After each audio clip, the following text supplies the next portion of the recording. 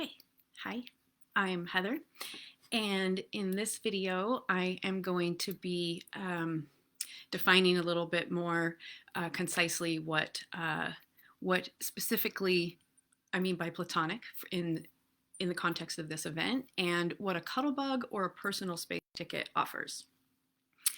So this is video 2 in the kind of leading up to the event kind of info videos, and my goal is to keep it to 3 minutes or so. Let's see if I can do it. All right. So first of all, I am really excited to have had the opportunity to co-create this particular iteration of an event with Phoenix of For the Love of Gong. I will tag her. Please follow her page because she offers so many amazing, like frequent and varied Gong experiences. So go check that out. And then I am making these videos from my business page, Heather Thomas Campbell, and it's currently kind of in the state of it's my office and it's a mess. So you're welcome to follow, but it's just, don't have high expectations. And my partner and I have been offering a Cuddles, Consent, and Boundaries Workshop 101, as well as, and that's just like for brand new kind of platonic cuddlers. And then we're also upcoming, we'll be offering Cuddles, Consent, and Boundaries 201 and 202, which is people coming to practice, as well as people who are interested in maybe learning how to offer their, hold their own friends, to get their own friends together. I'm sorry, I'm just like tripping over my tongue. Yeah, in the context of cuddles. So, and then you may not know my partner, but his name is Brian. He's been hosting cuddle gatherings for years, and he's also very active in the Contact Improv community, so some of you might know him from there. I also will introduce Swirl and Sherbet and Hugh.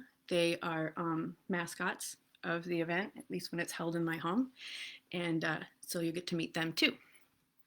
Okay, so we'll start with the platonic part. As I'm sure you've noticed, this event is strictly platonic. I think I don't know how many times we use that word, but I'm hoping it's a lot. So here's what that means in this context. I'm asking everyone to pretty much maintain an energy of everyone here is a potential friend.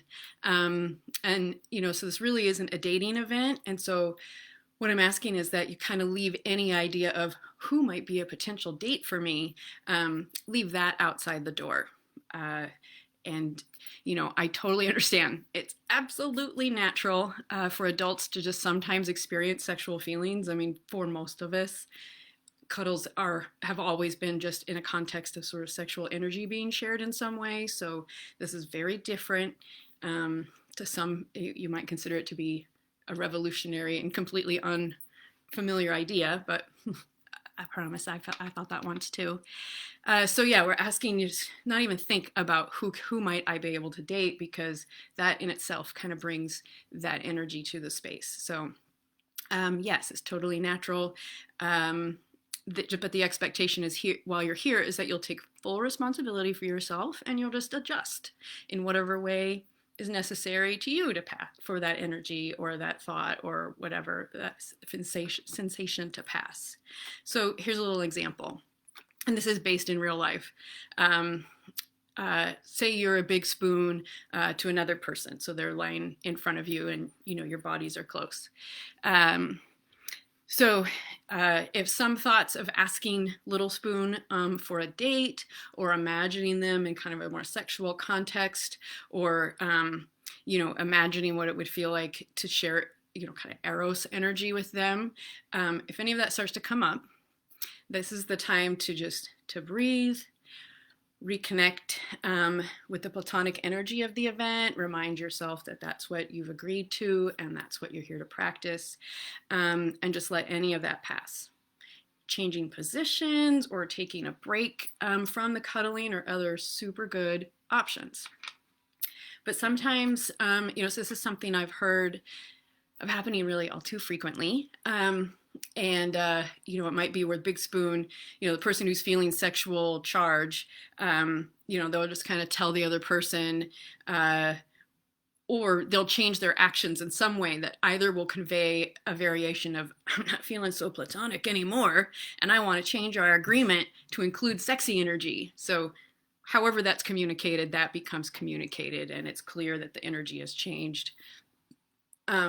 That's what's not cool. So if that's what you get up, you take care of yourself. You do not lay that on the other person. They probably have already picked up on it, but yeah, we're gonna trust everybody to just kind of be self-responsible and take care of it. And we'll talk about that more at the event, of course. All right, so defining, shoot, it's already 5 minutes. Man, I'm going on way longer than I wanted to. Okay, defining Cuddle Bug and personal space tickets. So there's two different kinds of tickets you can get. The Cuddle Bug ticket, Cuddle Bugs will share a 14-foot by 10-foot, I'm pretty sure that's what it is, space of mattress and pillows and blankies during the gong bath part. The personal space tickets will have a yoga mat size space on the carpet floor. So those folks will need to bring their own like cushy and stuff. And if you're unfamiliar with cuddles, you're just not sure how you're going to feel that day, like definitely get a personal space ticket. So you've got, options. We will be kind of just hanging out until about 9 o'clock. That usually is around an hour of just kind of social time. So it's totally fun to just hang out and not cuddle too. And yeah, the personal space ticket folks will also be able to join the cuddle space. So another thing I'd say is, there's always folks who will just happily cuddle with anyone, even if they don't know them. Like we kind of call them puppies, and they're just like, hey, who wants to pet me? That's kind of a puppy cuddle vibe. So if you don't happen to have some friends to bring along with you, don't feel like, don't worry, you won't be left out.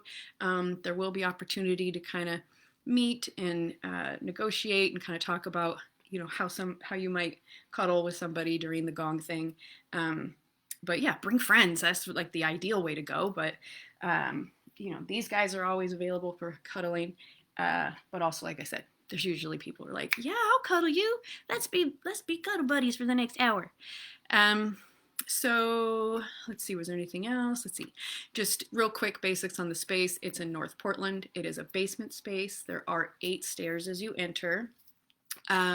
We have a large main room where we just often welcome, friends for private cuddles, or it's where we host our workshops. So I might try to post some pictures when I get a chance. And also just one more thing to kind of really just clarify is that, Brian and I are hosting this in our home, and as such, as it's our home, we do reserve the right to decline access if we, after careful consideration, deem it necessary. Because I imagine none of us really just allow unrestricted access to our homes, right? So we will communicate directly and clearly with the individual, but we're not going to, debate or discuss it. We're just going to be like, hey, we're going to send you a refund. Thank you for your interest. I'm not going to go into exactly how we handle it and what I say. I just wanted to give an example. So yeah, that was the main things that I wanted to say in this particular video. Video 3 will be about the difference between offering this in a home space versus if we were facilitating it in a more publicly accessible space. So that'll be video 3, and I'll be back. So I hope this was helpful. I invite questions either directly to Phoenix or I, or ideally in the event page, and we'll get back to them as soon as we can. Thank you. Let's end this.